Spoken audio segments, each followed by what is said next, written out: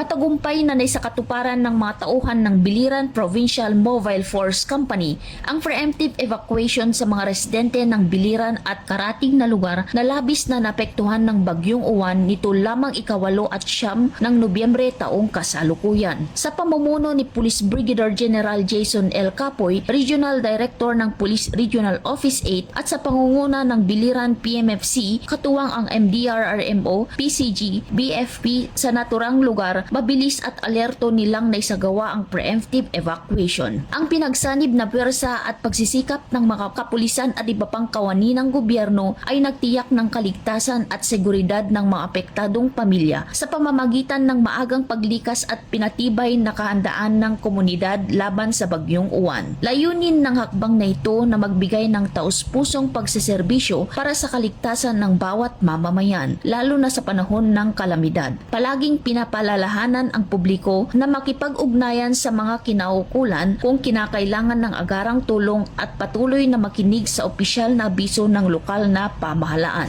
Mula dito sa Eastern Visayas, ako ang inyong PNN correspondent, Patrolwoman Palafox, alagad ng batas, takataguyod ng Balitang Pulis.